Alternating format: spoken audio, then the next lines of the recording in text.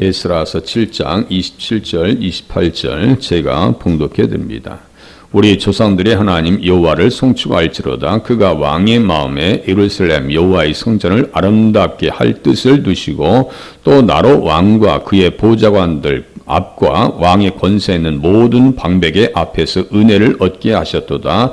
내 하나님 여호와의 손이 내 위에 있으므로 내가 힘을 얻어 이스라엘 중에 우두머리들을 모아 나와 함께 올라오게 하였노라. 아멘. 조상들의 하나님, 돌보시는 하나님이다. 그래서 아브라함과 이삭과 야곱의 하나님, 그러니까 조상들의 하나님이라고 하면은 꼭 세 분을 떠올리셔야 한다고 말씀을 드렸어요. 이 세 분들은 누구를 위해서 세우셨어요? 예수님을 위해서 세우셨다. 그러니까 그들이 주연이 아니고 예수님이 주연이시고 이 사람들은 조연이다. 에스라도 똑같아요. 다 자기들 조연입니다. 우리가 신앙생활하면서 예수님을 항상 주인으로 모시고 신앙생활 할 수 있는 그런 믿음의 깨달음이 있으셔야 돼요. 지금 왕들이 이렇게 도와줬어요. 고레스 왕, 다리오 왕, 아닥사스다 왕. 아닥사스다 왕이라고 하는 사람은 에스더의 법적 아들이라고 말씀을 드렸어요. 혈통적 아들은 아니고요. 법적 아들이었다. 그래서 에스더에서 있는 것을 보면 이스라엘 백성들이 얼마나 그 사경에 있다가 궁지에 몰렸다가 승리했어요. 그러니까 이스라엘 백성들이 높아졌죠. 위상이 높아졌죠. 또 인정받게 됐죠. 하만은 무너집니다. 하만은 아말렉 족속의 후손입니다. 그러니까 역할이 달라요. 육신의 사람과 영의 사람은요 충돌하게 돼 있는데 결국 누가 이기느냐? 영의 사람이 이기게 돼 있어요. 누가 돌보시기 때문에요? 하나님께서 돌봐주셨기 때문이더라 이거죠. 그래서 하나님께서 돌보시고 그가 왕의 마음에 하나님께서 왕의 마음에 예루살렘 여호와의 성전을 아름답게 할 뜻을 두셨다. 하나님께서 다 하시는 거란 얘기예요. 인간적으로 보질 않습니다. 모든 정황과 환경을 누구를 중심으로 해서요? 하나님께서 주장하셨다. 우리들도 그렇게 하죠. 잘 되면 하나님의 은혜이고. 우리 유진이 취직돼서 축하한다고 말씀드리세요. 얼마나 기도하고 기대하고 기다렸겠어요. 좋은 자리에서 하나님 앞에 영광 돌리시면 그것이 아름다운 거죠. 또 나로 왕과 그의 보좌관들 앞과 왕의 권세 있는 모든 방백의 앞에서 은혜를 얻게 하셨도다. 다 하나님께서 하시는 거라는 거예요. 그래서 조상들의 하나님께서는 돌보시는 하나님이셨다. 출애굽기 3장 16절에 보니까 너는 가서 이스라엘 장로들을 모으고 그들에게 이르기를 여호와 너희 조상의 하나님, 여호와 너희 조상의 하나님. 여기 조상들의 하나님 똑같은 구절이란 말이에요. 그러니까 제가 플래시라이트 하면 이렇게 랜턴 이렇게 비추는 거 아시잖아요. 플래시라는 것은 밝게 한다는 거예요. 플래시 포워드, 플래시 백이라는 표현이 있거든요. 신학 전문 용어예요. 그런데 이 말씀을 그대로 앞을 비춰보는 거예요. 똑같은 문맥을 가서 보는 거예요. 그러면 조상들의 하나님 이렇게 하면서 너희 조상의 하나님 하면서 아브라함, 이삭, 야곱의 하나님 이렇게 써 있단 말이에요. 그러니까 조상들의 하나님이라고 하는 것은 세 분을 꼭 생각해야 한다고 말씀드린 거예요. 아브라함과 이삭과 야곱의 하나님은 어떤 분인가? 내게 나타나 이르시되 내가 너희를 돌보아, 내가 너희를 돌보아 이렇게 써 있단 말이에요. 돌본다는 것은 방문한다, 보살핀다, 찾아간다 이런 뜻이거든요. 그러니까 이스라엘 백성들이 바벨론에 있을 때 하나님께서 찾아가셨고 애굽에 있을 때도 찾아가셨고 찾아가셔서 어떻게 하셨어요? 가나안 땅으로 다시 데리고 오셨어요. 가나안 땅으로 데리고 오셨어요. 우리를 또 우리에게 권고하시는, 옛날 성경에서는 권고했다라고 하는 표현을 하거든요. 하나님께서 권고하시는 은혜가 있으셔서 우리를 어디로 인도하실 거예요? 영적인 가나안 천국으로 인도할 줄로 믿으시면 맞습니다. 그것 때문에 우리가 소망과 있고 미래가 있는 거예요. 돌보신다고 써 있어요. 요셉도 똑같은 얘기를 합니다. 요셉도 그 말씀 미리 얘기해요. 요셉이 그의 형제들에게 이르되 나는 죽을 것이나 하나님이 당신들을 돌보시고 권고하시고 돌보시고 당신들을 이 땅에서 인도하여 내사 아브라함과 이삭과 야곱에게 맹세하신 땅에 이르게 하시리라. 그러니까 요셉의 이러한 고백도 무엇이라고 그래요? 믿음으로 요셉은. 써 있어요. 믿음으로 요셉은. 히브리서 11장에. 그러니까 다 그런 고백 속에 또 말 속에는 무엇이 들어가 있는 거예요? 믿음인데 믿음의 주요 온전하게 하시는 이인 예수를 바라보자 라고 써있단 말이에요. 히브리서 12장에. 그 11장에 있는 모든 믿음의 인물들은 누구를 바라본 거예요? 예수를 바라본 거예요. 그래서 모세를 얘기할 때 애굽의 모든 보화보다 그리스도와 함께 받는 고난을 더 큰 재물로 여겼더라라고 말씀드렸죠. 그러니까 모세와 그리스도도 예수님과도 뗄래야 뗄 수가 없어요. 왜냐하면 모세가 예수님을 얘기한 거죠. 딴 얘기한 게 아니에요. 그래서 제가 율법이 복음이라고 과감하게 말씀을 드리는 거예요. 그래서 십계명은 또 무엇이냐? 우리의 믿음을 잘 지켜주는 보석함과 같다라고 제가 말씀을 드리는 거예요. 십계명을 지키지 아니하면 믿음이 관리가 안 돼요. 계명과 율법은 충돌하는 개념이 아니라고 말씀드리면서 제가 디모데전서 1장을 말씀드렸잖아요. 절대로 충돌하는 개념이 아닙니다. 율법과 복음이 충돌하는 개념이 아니에요. 제가 못 찾아봤으니까 한번 확인합시다요. 디모데전서 1장 봐보세요. 디모데전서 1장. 한번 잊어버렸었으니까 다음에 잊어버리겠어요. 네. 디모데전서 1장 보세요. 율법이 도대체 어떤 역할을 하는 것인가. 디모데전서 1장 8절하고 11절을 찾으신 분들은 그냥 보세요. 신약성경 찾기 어려우신 분들은 가만히 계시면 돼요. 337페이지 되겠네요. 신약성경. 율법은 사람이 하면서 그것을 적법하게만 쓰면 선한 것임을 우리는 아노라. 율법을 어떻게 쓰셔야 돼요? 하나님께서 우리에게 믿음을, 의를, 구원을, 성령님을 선물로 주셨기 때문에 이것을 어떻게 쓰셔야 돼요? 적법하게 쓰는 방법은 뭐냐면요. 믿음을 관리하기 위해서 쓰고 의를 관리하기 위해서 쓰는 거지 우리가 구원받기 위해서 율법 지키는 거 아니에요. 이걸 착각하시면 안 된다고요. 구원받기 위해서 율법 지키면 저희 바울처럼 율법의 의로는 흠이 없다라고 얘기해 버린다니까요. 그러면 어떻게 돼요? 예수님이 필요해요? 안 필요해요? 필요가 없어요. 그러니까 바리새인들이 예수님을 안 믿는 거예요. 율법을 잘못 쓰고 있는 거예요. 그게 자기 행위를 의지하면 부딪힐 돌에 부딪힌다고 로마서 3장에 또 써 있어요. 그러니까 율법이라고 하는 것은요. 이걸 잘 정립하셔야 돼요. 하나님께서 주신 의, 믿음, 구원, 성령님이 함께 하실 수 있도록 내가 말씀을 지켜야지. 일례로 보세요. 사울이 85명의 노비의 제사장들을 다 죽였는데 그 사울을 하나님께서 축복하시겠어요? 생각해 보세요. 다윗을 죽이려고 아주 평생을 쫓아다녔는데 사울을 축복하시겠냐고요. 사울을 버려버리십니다. 버려버리십니다. 살인하지 말라는데 어떻게 하나님의 백성들을 85명 뿐이 아니고 그 주변에 자녀들, 아기들, 짐승들까지 다 죽이고 양과 염소까지 다 죽여버립니다. 소까지. 이것은요 하나님을 대적하는 행위예요. 그러니까 버림받는 거예요. 응답하지도 않으세요. 그러니까 어디 쫓아가요? 엔돌에 신접한 여인 쫓아가죠. 그러니까 영원히 버림받는 거예요. 그러니까 이 사람은 율법도 버리고 하나님 앞에 버림받고 믿음도 버리고 성령을 저버린 인생이에요. 그러니까 버림받는 거예요. 바리새인들도 다르지 않아요. 바리새인들은 더해요. 예수님을 대적하고 정죄해버립니다. 이 사람들은 구원의 여지가 없어요. 그런데 율법을 어떻게 쓰셔야 돼요? 적법하게 써야 되는데 적법하게 쓰면 선한 것이다.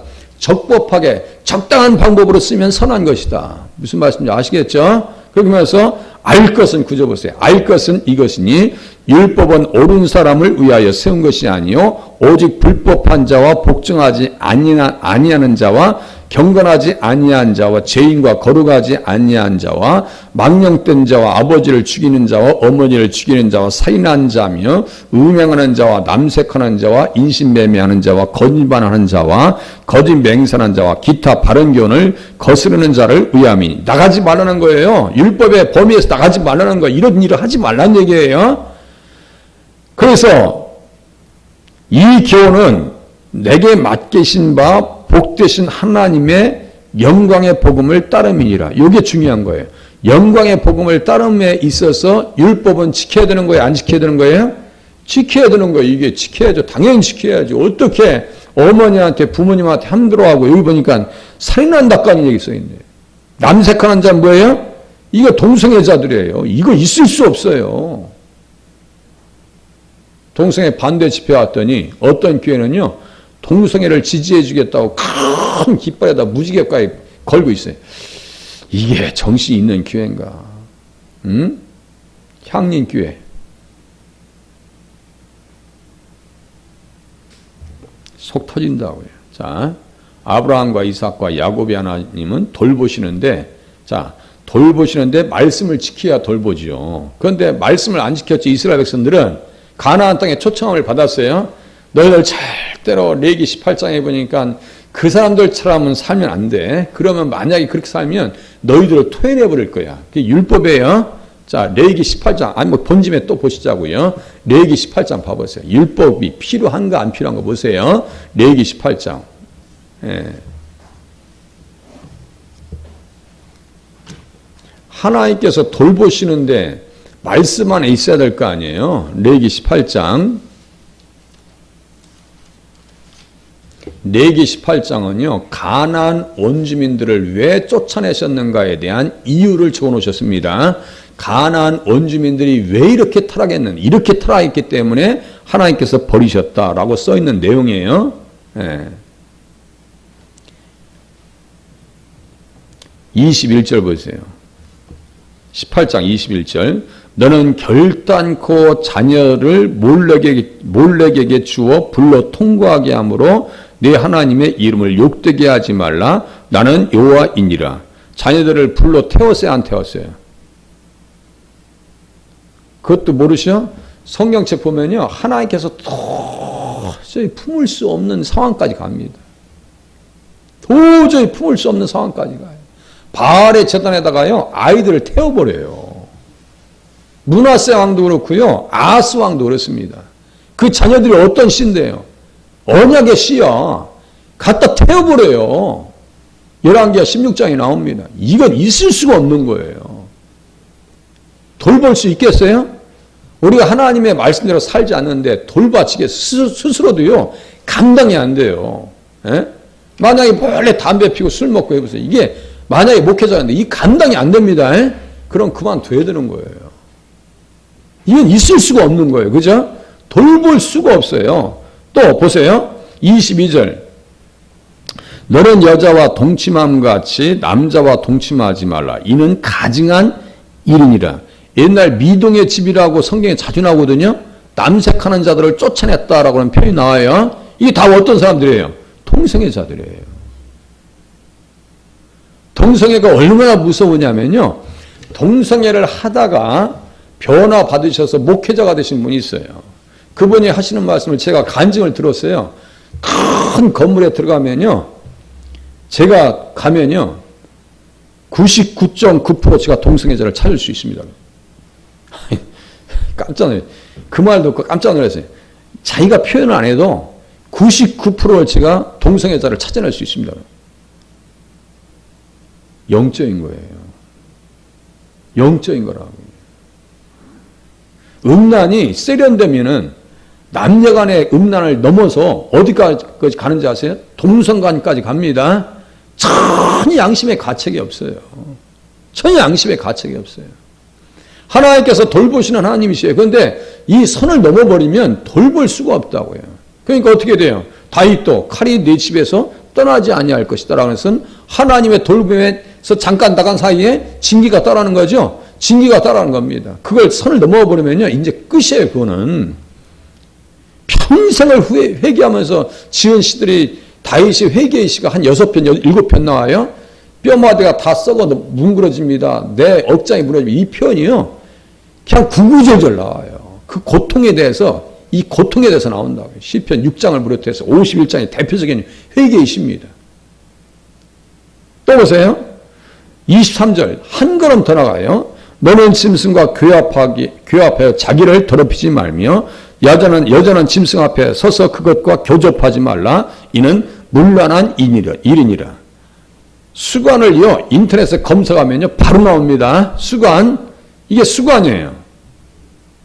그런 시대가 되어버렸어요. 24절 보세요.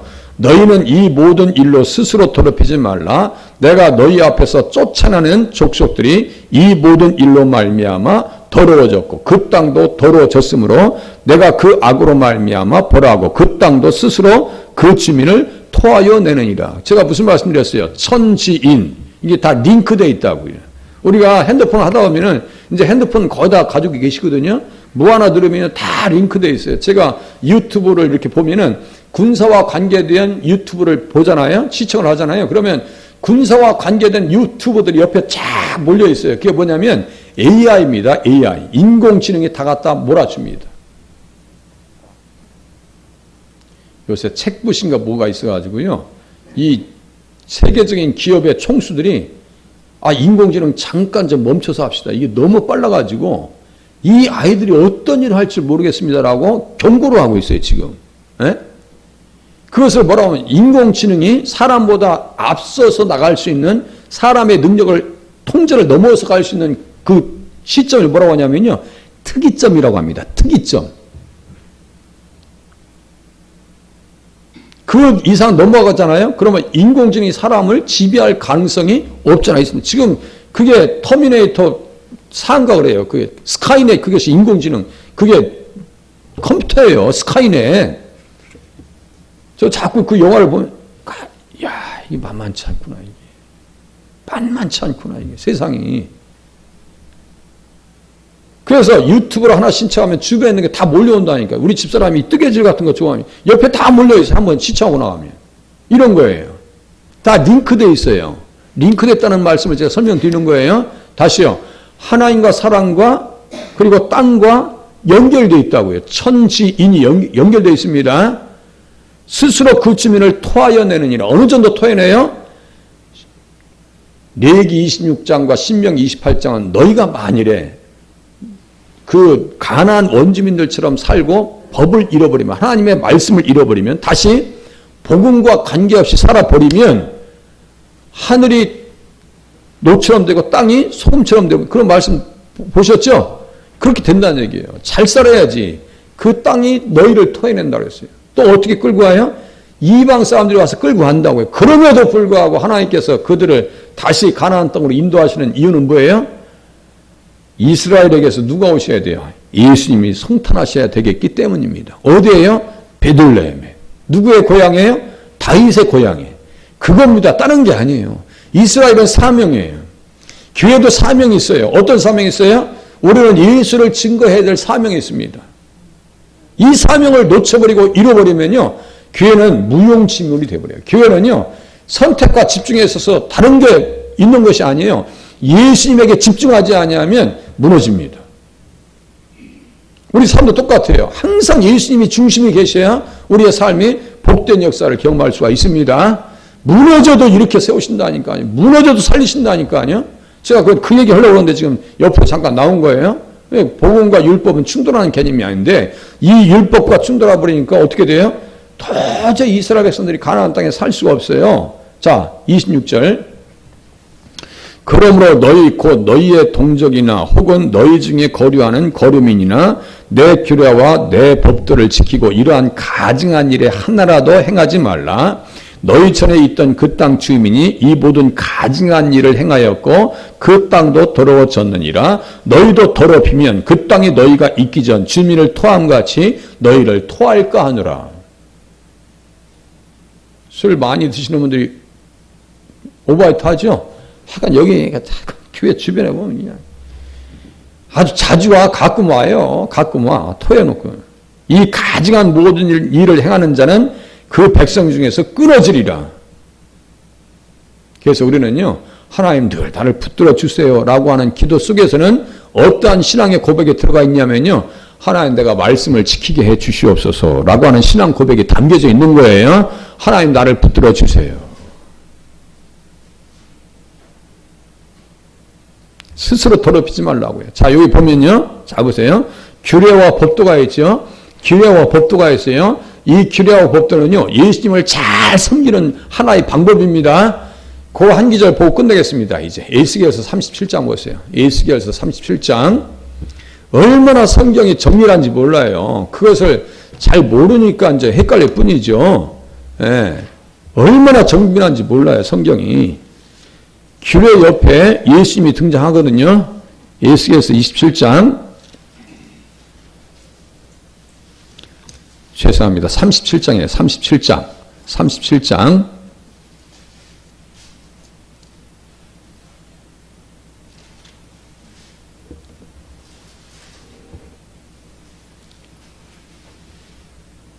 (24절이네요) 24절. 24절, 26절, 그리고 26절에 언약까지 써있네요. 예.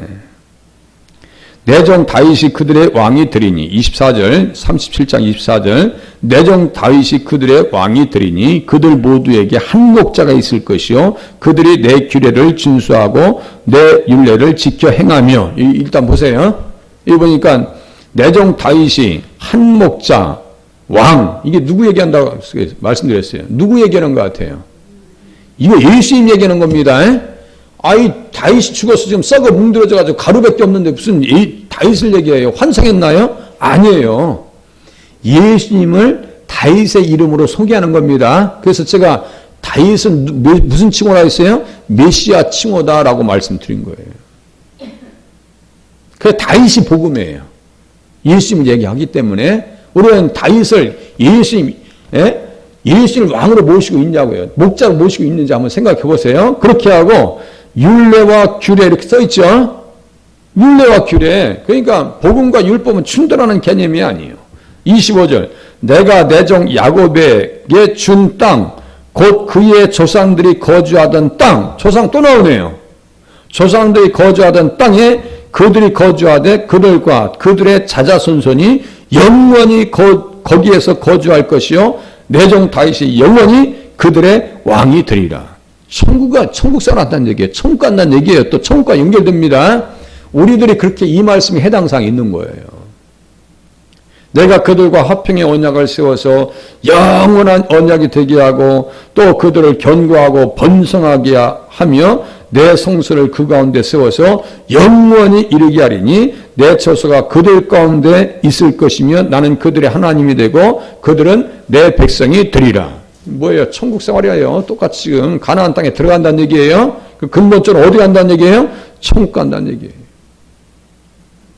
천국을 선물로 허락해 주셨으니 율례와 규례의 대표가 되는 십계명의 말씀을 따라서 살아서 하나님 앞에 영광 돌리는 자리에 서실 수 있기를 바랍니다. 기도하시겠습니다.